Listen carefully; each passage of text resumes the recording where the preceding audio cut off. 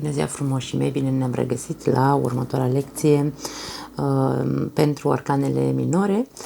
Astăzi intrăm în lumea intelectului. Dacă data trecută am fost în lumea emoțională, astăzi intrăm în lumea intelectuală.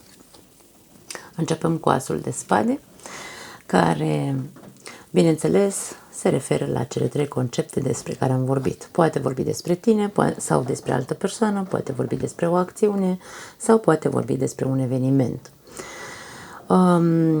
Ca energie a ta sau a altei persoane, asul de spade ne vorbește despre persoane sincere, cărora le place adevărul, chiar dacă doare, preferă să li se spună adevărul. Sunt persoane inteligente, sunt persoane deschise la minte, să spunem așa. Dacă vorbim despre o acțiune, aici este acțiunea, să zicem așa, hai să punem cărțile pe masă, da? Dacă ai nevoie de o discuție clarificatoare, asul de spade te poate ajuta să rezolvi situația. Aici avem fraza pe care eu am scos-o pentru fiecare carte. În momentul acțiunii cu asul de spade, fraza este foarte interesantă, atenție.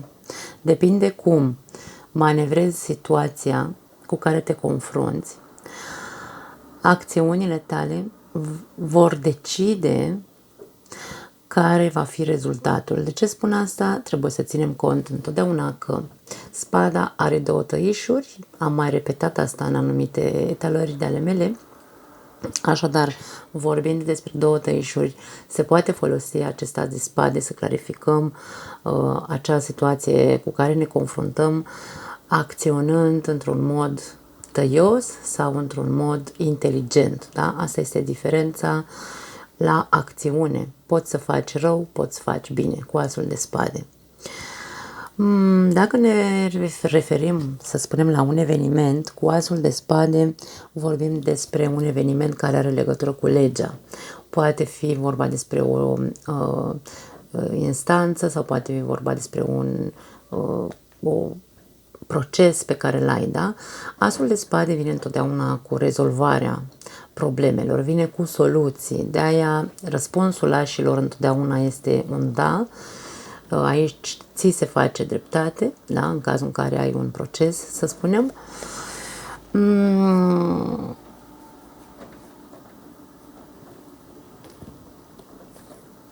Dacă vorbim despre sănătate, bineînțeles, vorbim despre rezultate, hai să spunem așa, binefăcătoare, da? Pentru tine vei găsi soluțiile la problemele tale de sănătate, deci nu există probleme de sănătate grave, să spunem așa, fără soluții atunci când apare asul de spade. Dacă vorbim despre situația financiară, vorbim despre succes, vorbim despre o idee strălucită, vorbim despre o soluție miraculoasă pe care o poți găsi prin inteligența ta, da? Vorbim despre o victorie pe plan financiar. Claritate mult mai multă, vei vedea lucrurile altfel, vei ști care este cea mai bună soluție pentru tine în afaceri sau la locul de muncă. Cuvintele cheie ale acestui as de spade sunt claritate, victorie, succes și decizie, bineînțeles, da? Vedem mintea este foarte, foarte clară și mai putem să mai vorbim cu asul de spade și despre acceptarea unei alte idei de la alte persoane, da? Bun, trecem mai departe, imediat să-mi iau foicica, să trecem la Doiul de spade. Doiul de spade este o carte a negației. Dacă aici acceptăm, da, sau vedem cu claritate, aici nu vrem să vedem. Este un refuz, doiul de spade, din punctul meu de vedere. Este un conflict intern, emoțional, pentru că aici avem foarte multă apă în spatele acestui personaj, da? Are legătură cu emoțiile. Această persoană încearcă să refuze să ia o decizie sau încearcă să vadă în situația din punct de vedere emoțional, nici mental nu vrea să o vadă, nu vrea să recunoască implicarea ei în problema cu care se confruntă și preferă să rămână cumva blocat. rămâne în protecție, de-aia și refuză să acționeze, de-aia refuză să ia, să spunem așa, o decizie. Este o carte, depinde de contextul, da? Vorbim întotdeauna într-o etalare alături de alte cărți, vorbim de refuzul de a lua o decizie sau de a vedea cu claritate ce se întâmplă ca să se poată lua o decizie. În planul sănătății, să spunem așa, aici putem să vedem probleme, ar putea exista probleme la nivelul capului sau a ochilor, da? Probleme de văz sau dureri de cap din cauza acelei benzi pe care o vedem deasupra frunții sau pe fruntea acestei persoane, sau pot fi probleme emoționale, da? Atenție la problemele emoționale care vă dau dureri de cap, cam asta aș putea să spun aici. Dacă vorbim despre bani, este vorba de sau partea financiară, cu doiul de spade vorbim despre, în momentul de față, nu vreau să văd, nu vreau să aud de să zicem, nu sunt dispus să iau o decizie, da? Mi este frică, vorbim de o anumită frică pentru că avem imaginea protecției. Această persoană are mâinile încrucișate pe piept, în dreptul inimii, a mai suferit în alte dăți și nu vrea să mai sufere în continuare și preferă să stea pe loc, să nu ia nicio decizie în momentul de față. Asta este valabil și pentru partea financiară, este valabil și pentru partea sentimentală, da? În partea financiară ar putea să existe un anume blocaj în care voi nu puteți să ieșiți. Ori au existat cheltuieli prea multe și în momentul de față vă simțiți constrânși cumva și e momentul poate să așteptați o perioadă, să nu acționați o perioadă, da? Din punct de vedere financiar. Întrebare de da sau nu este un nu, pentru că aici refuzul este propriu. Adică vreau să spun, dacă tu întrebi, nu știu, tipica întrebare, nu? Mă iubește, de exemplu, și ți iese doiul de spade, dacă tu întrebi mă iubește și ți iese doiul de spade, este clar că persoana aia refuză să își exprime emoțiile. Refuză să recunoască că te iubește, poate să existe varianta, depinde, bineînțeles, întotdeauna uitați-vă la restul cărților din jurul acestei cărți. Nu se poate da un răspuns doar dintr-o singură carte, decât dacă este o carte care are toate conotațiile pozitive, da? Bun, cuvintele cheie ale acestei cărți sunt indecizie, autoprotecție, blocaj,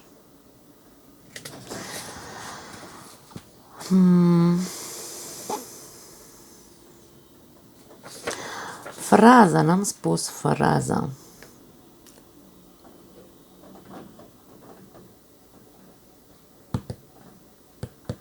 Am mult mai multe fraze scrise aici și încerc întotdeauna să le aleg pe cele mai vizibile, să spunem așa, pe care unde să ne ajute să înțelegem cartea și mai bine.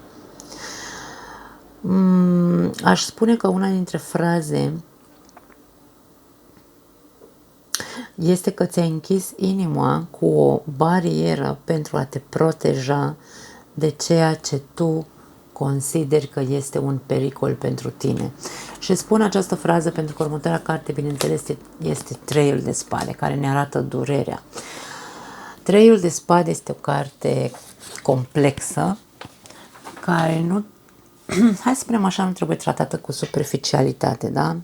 Durerea există, rana există.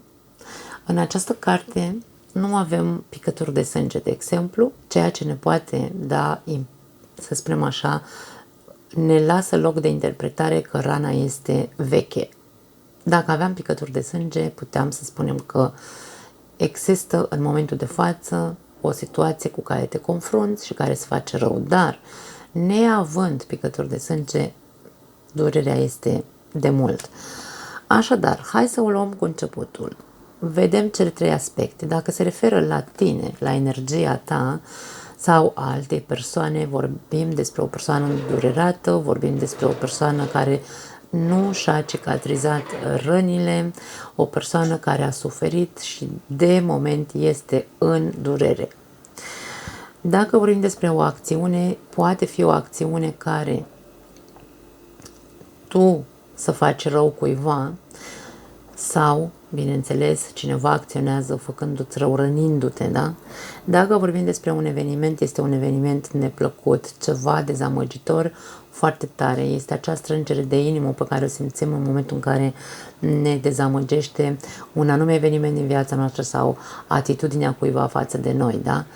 Avem cuvântul dezamăgire profundă în această carte. Fraza cu care vine această carte îmi place foarte mult, pentru că spune că durerea câteodată este necesară în viața noastră, pentru că fără ea nu ar exista probele și viața ar fi fără sens. Durerea este necesară. Trebuie să acceptăm faptul că atunci creștem cel mai mult, în momentul în care suferim. Dar, bineînțeles, nu doar în momentul în care suferim, ci după ce vindecăm rana, da? Deci nu putem să rămânem în suferință pur și simplu. Dacă vorbim despre sănătate, putem să vorbim despre probleme cu inima, bineînțeles, pentru că aici avem inima expusă, putem să vorbim despre o tensiune foarte înaltă, putem să vorbim despre, poate, hai să zicem așa, la nivel de artere, vorbind despre inimă, ar putea să fie o tromboză, ceva de genul, da? Tot ce ține cu arterele principale ale inimii. Dacă vorbim despre bani, este, hai să spunem așa, ori dezamăgirea la locul de muncă, ori pot fi persoane care te dezamăgesc, șeful spune ceva care te critică cu ceva și te simți prost. Există această conotație de mi-au făcut rău voit, da? Treiul de spade, avem 3 spade înfipte într-o inimă. Asta înseamnă că cineva a făcut rău premeditat, da? Poate fi dezamăgire față de tine pentru că ai eșuat în afaceri, ar putea să existe și această variantă, sau nu poți avansa din cauza unor, hai să spunem,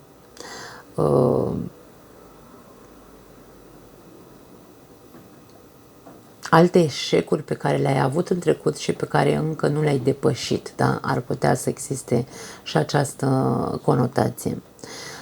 Întrebare de da sau nu, vorbim despre suferință, este clar că este un răspuns negativ.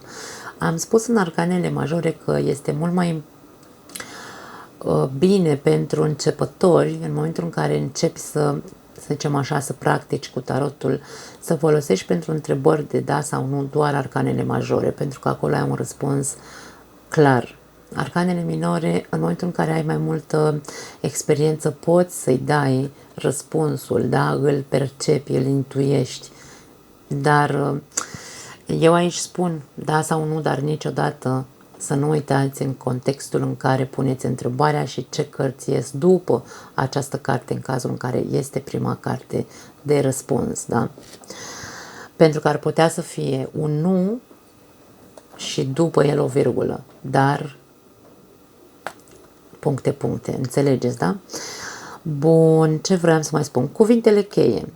Cuvintele cheie sunt, da. Cuvintele cheie sunt dezamăgire, lacrimi, durere, inimă frântă, răni vechi nevindecate ar putea să fie,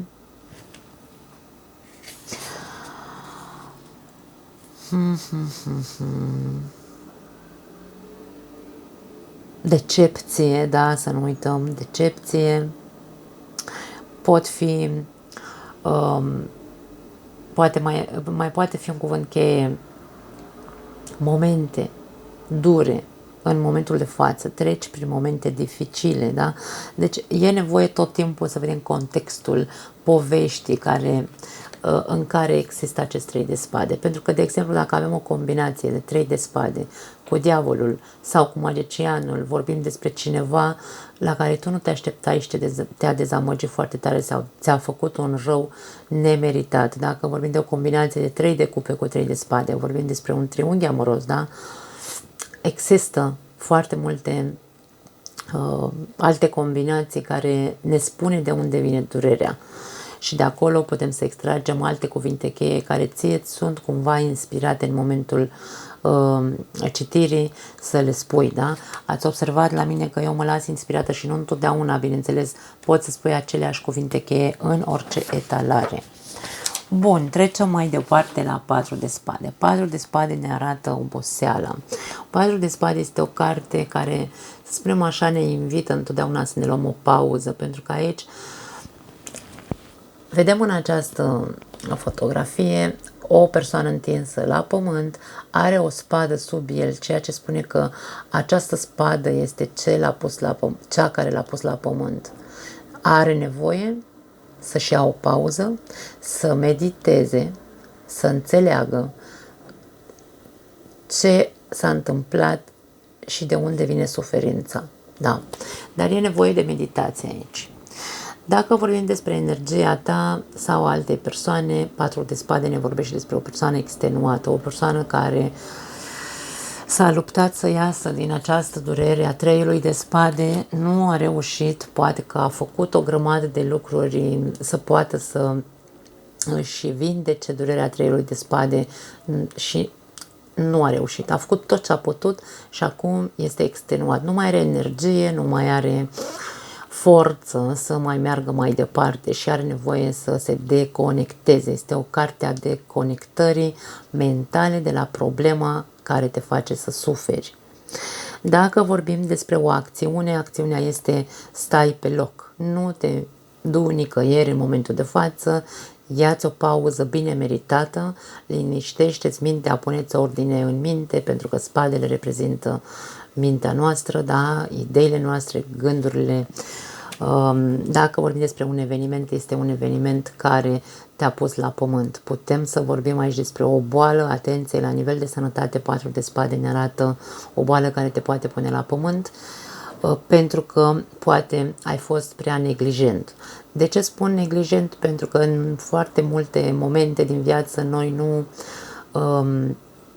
să spunem așa, vedem că avem forță, putem să facem și aia și aia și aia și fiind o carte a extenuării corporale, ne poate spune că viața vine și spune dacă nu ai grijă de corpul tău, te fac eu să ai grijă de corpul tău și poate exista o boală, nu neapărat nimic foarte grav, da? Dar e ceva ca o gripă din aia care te ține la pământ 3 zile, cel puțin în pat, da? Cu febră. Asta ar putea să ne spună 4 de spade la nivel de sănătate. De-aia intră ca eveniment, da? Ne anunță un eveniment de convalescență, ar putea să mai fie la nivel de sănătate convalescența după o operație, de exemplu, da? Dacă vorbim despre bani, aici vorbim despre sau la job, să spunem așa, vorbim despre un job obositor care te lasă fără energie. Este ceva extenuant. Ori proiectul la care lucrezi este foarte extenuant din punct de vedere mental și când mintea este foarte obosită, e nevoie să îți iei mai mult timp de pauze, hai să spunem, mai dese. În anumite circunstanțe, depinde de contextul în care apare acest 4 de spade, îmi poate indica și faptul că n-ar strica să-ți iei măcar o zi de pauză de la ceea ce faci la locul de muncă sau la tine, în proiectul tău personal, ca să poți să meditezi și să poți să îți liniștești într-un fel sau altul, să să-ți deconectezi mintea de acolo pentru o zi sau două ca să te poți recupera. Pentru că ne arată o persoană extenuată, fără energie, da?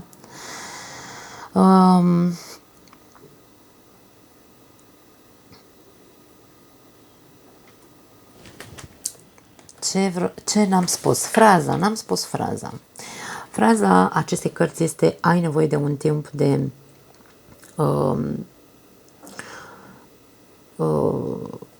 dacă nu mi iese cuvântul, le-am scris aici în spaniolă, da? Vă imaginați ce e în mintea mea, cacao mental. Ai nevoie de un timp de deconectare, de odihnă și de recuperare după o perioadă cu probleme, așa că încearcă să îți păstrezi calmul, da? Vindecă-ți rănile și iluminează-ți mintea de confuzie și de dubii și așa vei putea să suporți, să spunem așa, restul probelor prin care încă treci. Este o carte care te ajută să treci peste probe dacă ți iei timpul necesar să te deconectezi într-un fel sau altul din punct de vedere mental. Cuvintele cheie ale acestei cărți ar putea să fie, unul dintre cuvintele cheie ar putea să fie depresia, da? Pentru că atunci când rămânem fără energie, putem să cădem în depresie, poate anunța o depresie, letargie, singurătate. În aceste de cărți nu se vede, dar în celălalt vedem o persoană, eu îi spun câteodată că e ca într-un cuib de păsări, da? Înconjurat de 4 spade, și este vorba de singurătate. Am nevoie să fiu eu cu mine, să mă recuperez. Alte cuvinte cheie sunt meditație, deconectare, după cum am spus,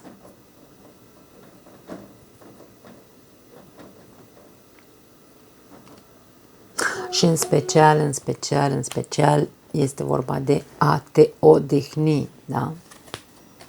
Bun, trecem la următoarea carte, Cinciul de Spade. Cinciul de Spade este o carte, prin excelență, o carte a luptelor. Vedem aici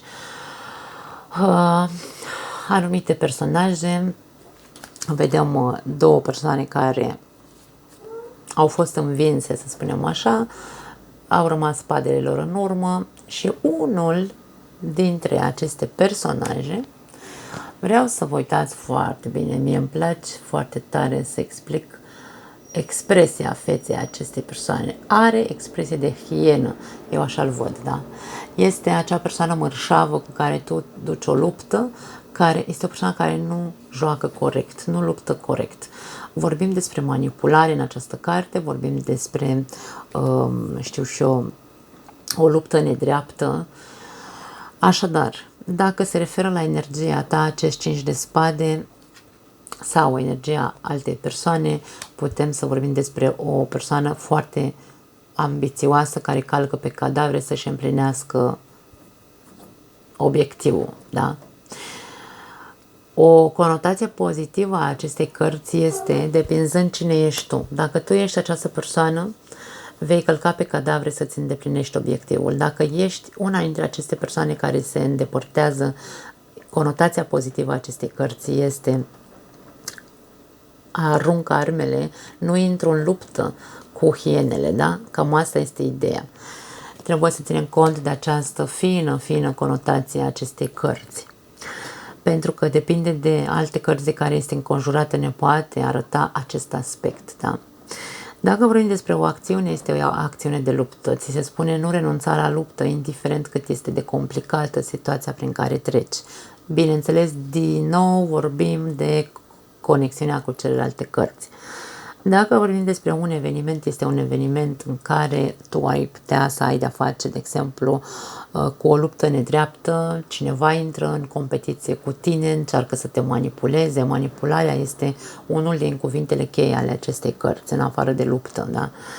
Evenimentul nu este unul plăcut, este un eveniment în care tu trebuie să știi să faci față cu dârzenie sau să știi să întorci spatele, depinde de situația cu care te confrunți, de evenimentul cu care te confrunți, da?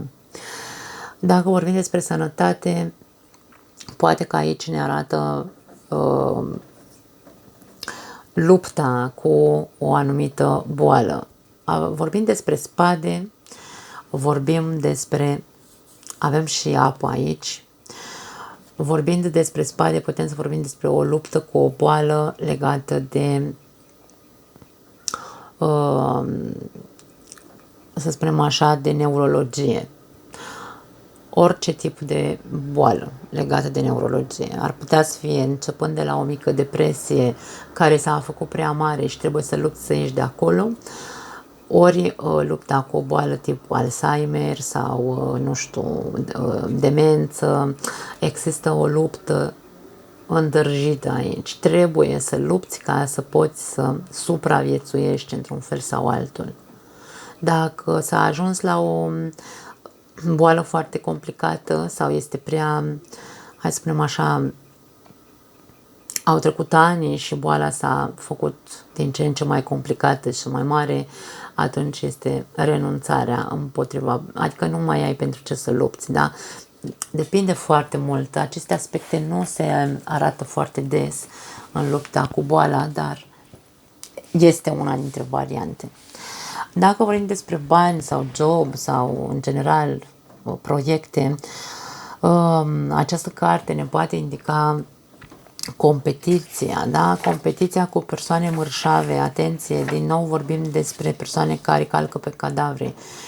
Poți să intri în competiție sau nu. Poți să intri în competiție doar dacă știi că poți să faci fața adversarilor, pentru că aici avem un adversar de foarte mare calibru, da? Întrebare de da sau nu? Depinde. Depinde de context, pentru că poate să fie un da dacă faci o anume acțiune sau un nu dacă nu faci. Depinde foarte mult de context. Cuvintele cheie sunt manipulare,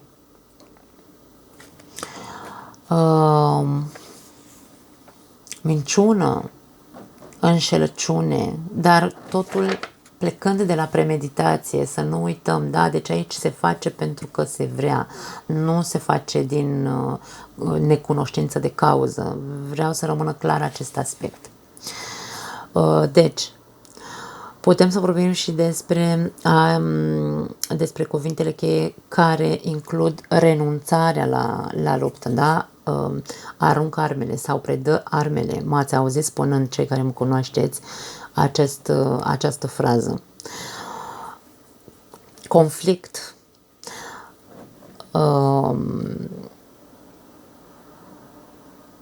Umilire ar putea să fie din nou, pentru că această expresie a acestei persoane, da, expresia de hienă, poate să fie o situație cu care te confrunți și cuvântul cheie special pentru acea situație să fie umilire. Te-ai simțit umilit sau cineva te umilește în momentul de față, da? Frustrare ar putea să fie un alt cuvânt cheie. Fraza, foarte interesantă fraza acestei cărți este: acceptă pierderea, de exemplu, învață din ea și apoi mergi din nou în căutarea succesului. Niciun eșec sau nicio pierdere nu este un final. Trebuie să învățăm că în viață trebuie să luptăm pentru anumite lucruri pe care le dorim. Această carte continuă fraza în care ne spune așa: să nu te crezi, în cazul în care tu ești această persoană, da? Să nu te crezi invincibil, da, așa era cuvântul corect, cred. Și nu te lua, să spunem așa, nu te lăsa dus de val prin aroganță sau orgoliu. Această expresie de hienă pe care eu o numesc expresie de hienă poate fi aroganță foarte mare, deci ne spune să nu te crezi invincibil. Întotdeauna poți fi și tu în locul celorlalți. Sunt foarte complexe cărțile de spade, da? Atenție că sunt anumite cărți care nu sunt atât de ușor de perceput, dar în contextul în care îți vorbește îți vei aduce aminte de aceste cuvinte. Trecem mai departe, șasele de spade. Șasele de spade este o carte care, să spunem așa, ne arată plecarea dintr-un loc în care nu mai ești ok. Aici avem, în această fotografie, aici avem ape învolburate și aici în depărtare se vede apa lină, da? Aceste trei persoane, pentru că avem o femeie, un copilaj pare a fi și un bărbat care împinge această barcă să iasă din această situație învolburată. În momentul în care apare această carte e vorba despre o situație tulburătoare cu care te confrunți și cumva ți se dă sfatul să părăsești acea situație, să cauți liniștea și pacea sufletească, pentru că vorbim despre emoții, iar aici spadele din această barcă reprezintă anumite gânduri sau anumite spuse, cuvinte care s-au spus, cuvinte urâte. Aceste spade sunt înfipte în această barcă. Ne spune povestea cam așa: treci printr-o perioadă, să spunem, dificilă din punct de vedere emoțional, o perioadă în care s-au făcut poate multe reproșuri cu acele spade înfipte în barcă, s-au spus lucruri dure care nu sunt ușor de vindecat, dar această fotografie ne spune că indiferent unde te vei duce, să cauți această pace și liniște, îți vei lua cu tine toate acele gânduri, acele reproșuri sau acele cuvinte dure pe care le-ai primit pentru că sunt ale tale. Tu le iei cu tine, da? Dar chiar și așa cauți liniștea. Ți se spune să mergi să cauți liniștea. Pleacă din locul în care ești, în care te simți acuzat, în care te simți criticat, în care te simți că totul este tulburat, da? Nu mai este nimic ok acolo.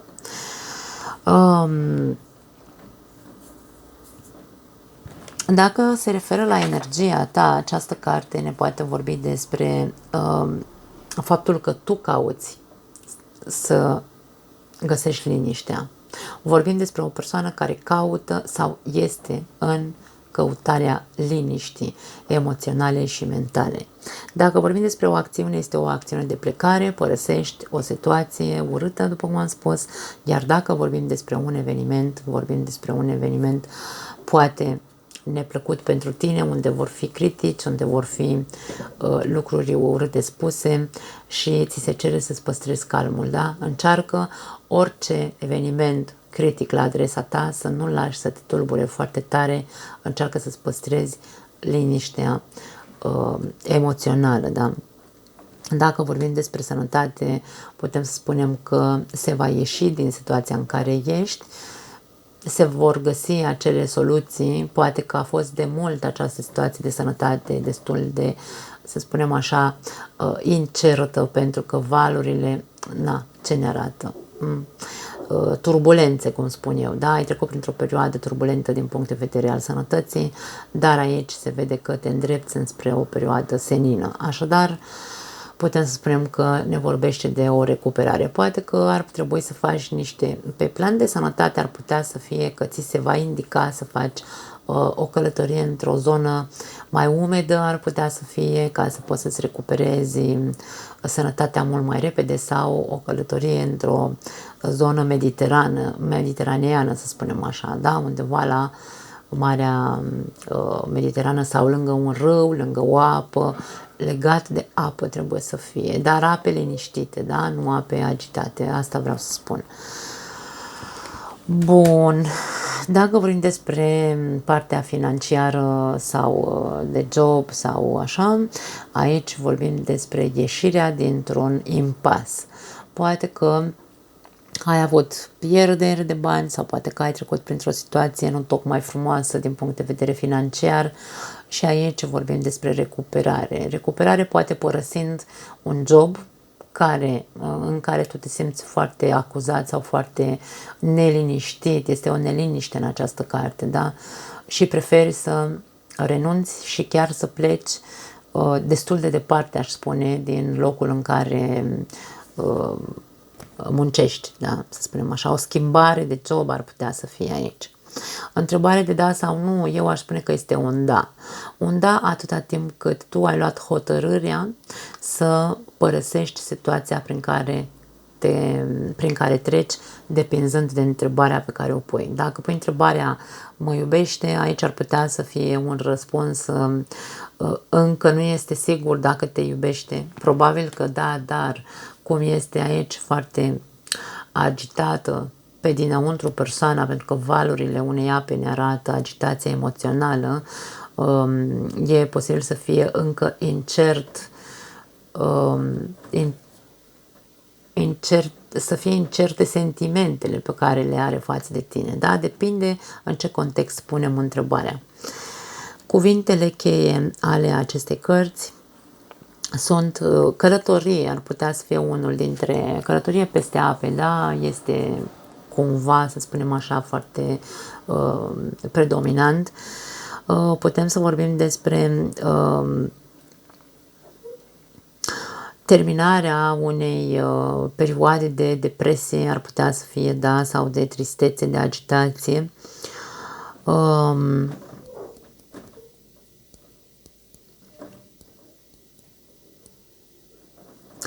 Mie vine să spun că unul dintre cuvintele cele mai importante, cuvintele cheie cele mai importante este pleacă. Pleacă să te liniștești. Indiferent de situația prin care treci, că e la muncă, că e în iubire, că e, nu știu, unde o fi, cu copiii, oriunde poate exista această carte, da? În orice context. Fraza cu care vine această carte este: lasă în spate durerea și problemele și începe un nou drum care să te ducă la fericire și la glorie.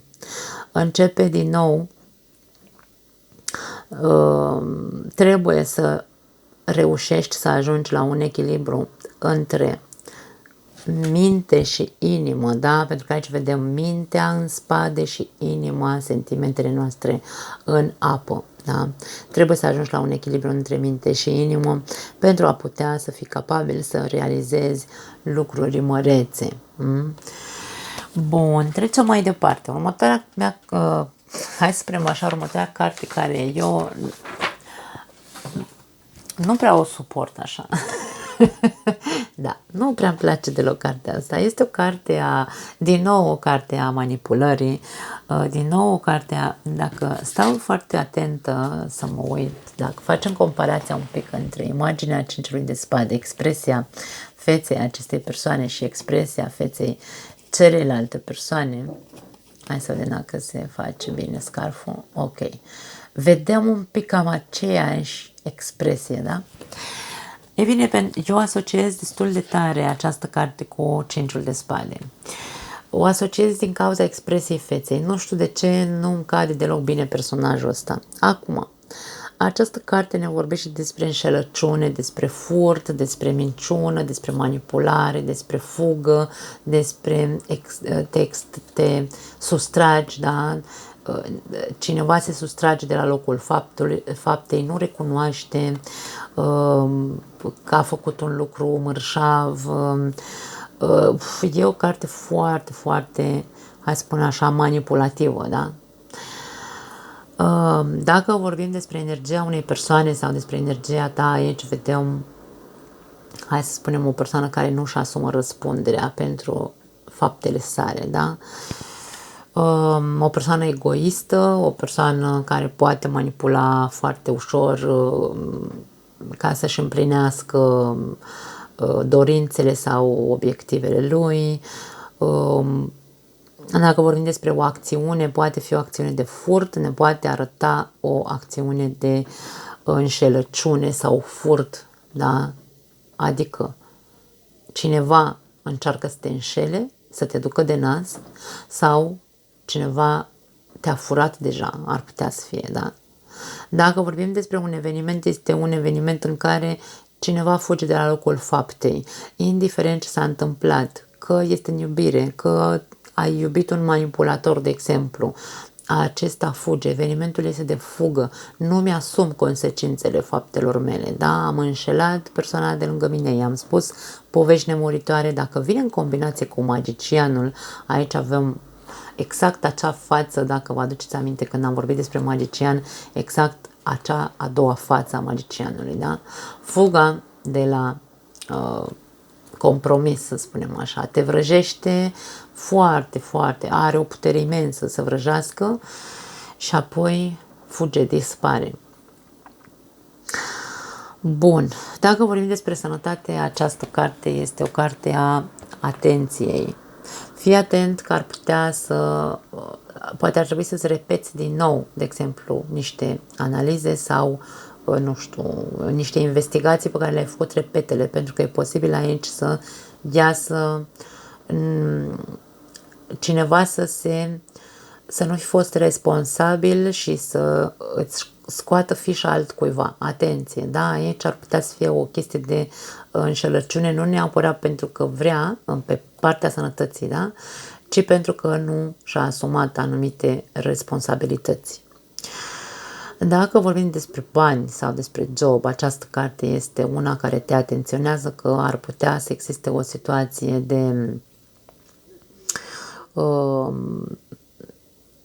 înșelăciune la adresa banilor, că vrei să semnezi un contract de muncă sau că vrei să îți cumperi o casă sau că vrei să, nu știu, ai o ofertă. Aici avem pe cineva care nu este ceea ce pare. Spune foarte multe lucruri acest cineva, dar ți le spune într-un fel așa dulce, cu zâmbetul pe buze, dar pe la spate te face. Cam asta este în afaceri, mare atenție, este o mare atenționare, 7 de spade în afaceri cel puțin, sau în bani, sau ai grijă să nu fii păcălit. Mai sunt persoane care vin, îți bat la ușă și îți spun nu știu ce povești, că strâng bani pentru nu știu ce copii sau orfelinați sau boli sau așa.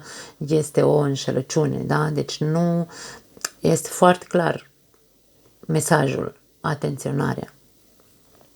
Dacă vorbim despre da sau nu, întrebare, răspuns de da sau nu, este un nu clar, adică este fii atent, de fapt, de la cine aștepți un răspuns, pentru că acest personaj nu vine cu un răspuns sincer niciodată. Este masca. De multe ori m-ați auzit, cei care mă cunoașteți, spunând că această persoană reprezintă masca. Măștile de amabilitate pe care ni le punem, că toți putem să ajungem să cădem în acest 7 de spade, ca fiind energia noastră, este masca pe care ne punem și în care spunem ce vrea celălalt să audă, dar doar așa, ca să închidem gura. Dar nu ne asumăm oricum consecințele, da? Cuvintele cheie ale acestei cărți sunt hoț, sabotor, ar putea să fie, da, pentru că vorbim despre autosabotaj, poate fi o energie de autosabotaj, depinde de context.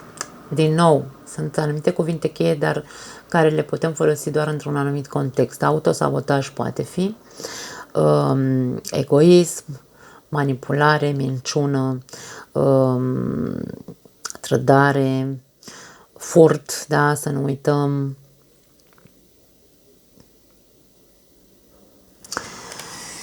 Hai să vedem dacă mai am ceva scris pe partea cealaltă.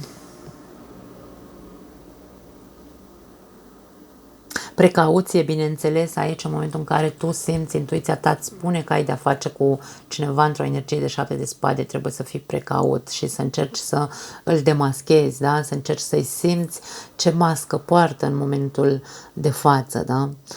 Este o carte de atenționare, de a avea grijă, da? De cei din jurul tău.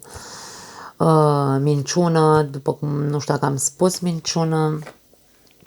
Deci, fraza cu care vine această carte este pierdere datorită înșelăciunii.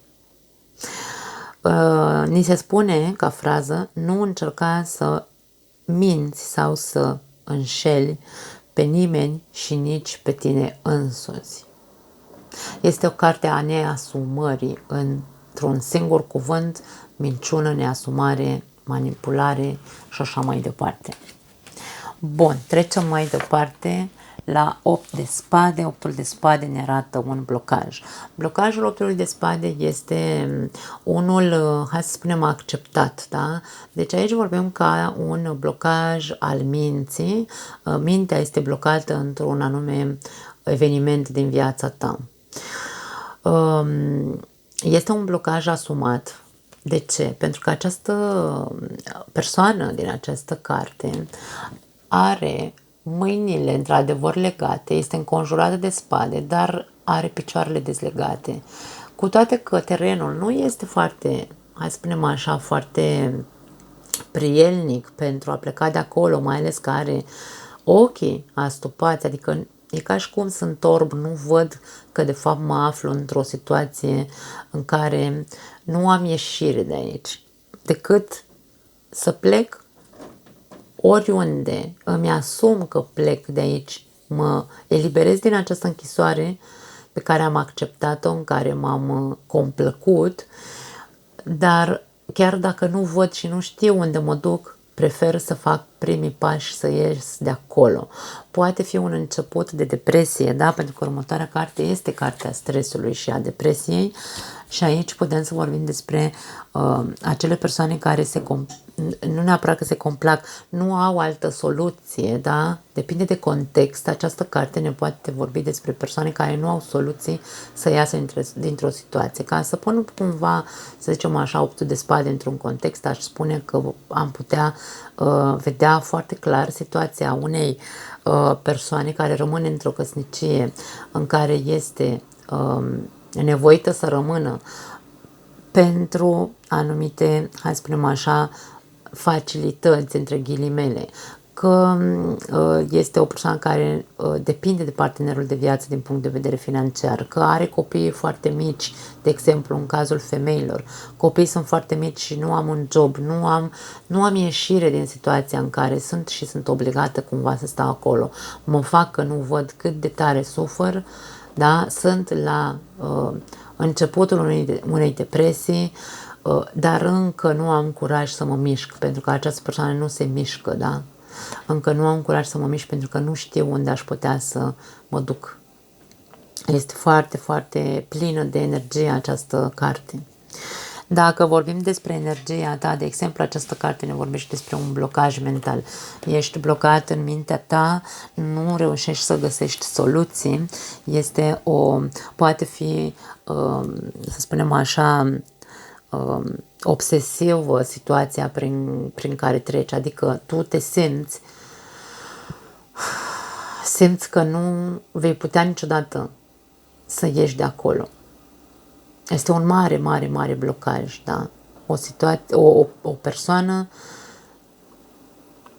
blocată în gândurile ei obsesive și negative, să zicem așa. Dacă vorbim despre o acțiune, aici acțiunea optului de spade ar putea să fie acțiunea celui care, chiar dacă este frică și vede că nu are niciun fel de soluție, are curajul să dea primul pas, cu toate că aici ar putea să calce în mlaștină sau să fie complicat să iasă de acolo. Acțiunea este importantă. Nu poți să rămâi aici în optul de spade foarte mult timp, pentru că atunci cazi în următoarea energie care este noule de spade, da? Bun. Dacă vorbim despre un eveniment, este un eveniment blocant, stagnant în viața ta, un eveniment neplăcut care te ține cumva pe loc. Un eveniment în care în momentul de față nu are o soluție. Da? Asta este evenimentul. Fraza cu care vine această carte este: trebuie să găsești forma de a ieși și de a îți învinge frica și dubiile. Încearcă să nu-ți mai utilizezi gândurile negative, deci nu mai folosi gândurile negative și folosește claritatea minții pentru a putea ieși din problemele cu care te confrunți. Ia-ți vălul de pe ochi, cum îmi place mie să spun, fiind această persoană acoperită la ochi, ia-ți vălul de pe ochi și uite-te la situație exact așa cum este. Este blocantă situația? Ok, mi-o asum, dar accept, îmi dau vălul jos după ochi, nu mă fac că nu văd că trăiesc ceea ce trăiesc. Asta vrea să ne spună optul de spade, da? Depinde foarte mult de tine dacă vrei să vezi situația exact așa cum este sau dacă te complaci să rămâi în acea situație. Da, mi se pare foarte complexă această carte. Dacă vorbim despre sănătate, ne spune că este probabil vorbind despre partea neurologică, pentru că aici vorbim despre spade, poate fi vorba despre o persoană care cumva are nevoie de mers la psihiatru, pentru că sunt prea multe spade aici. Imaginea nu este roză deloc, da? Avem și acest aspect al legării mâinilor, putem să vorbim de o boală psihică care e nevoie de psihiatru. Da? Este o situație în care singura ieșire este, să spunem așa, mersul la psihiatru sau dusul la un, să spunem, da, n-aș spune neapărat azil de nebuni, că nu vorbim aici despre critică, deci este o boală mentală care nu are ieșire, dragii mei. Nu pot spune altceva, îmi pare tare rău, dar cam ăsta este aspectul din punct de vedere al sănătății. Poate fi din cauza anumitor gânduri foarte obsesive, ne poate vorbi despre schizofrenie sau despre, nu știu, orice astfel de boli mentale care nu există soluții pentru ele, da? Această legătură de la corpul acestei persoane arată ca o, să spunem așa, cămașă de forță.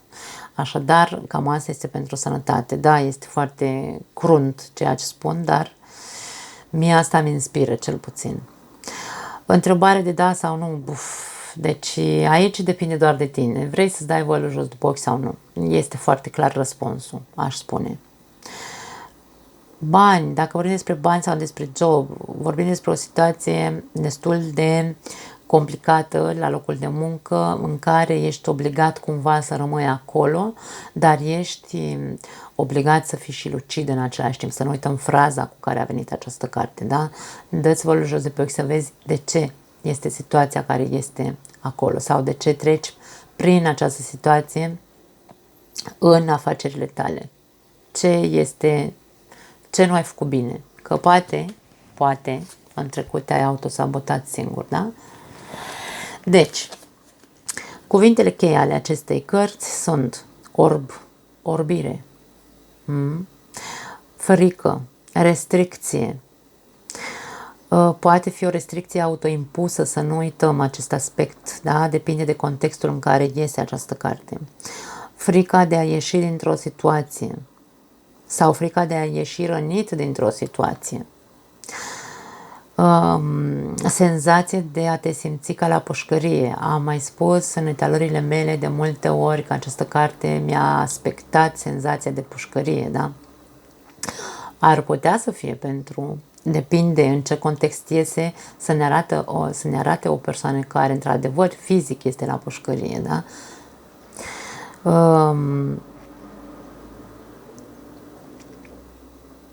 Alte cuvinte cheie sunt preocupări mentale, obsesii, gânduri obsesive, destructive, bineînțeles.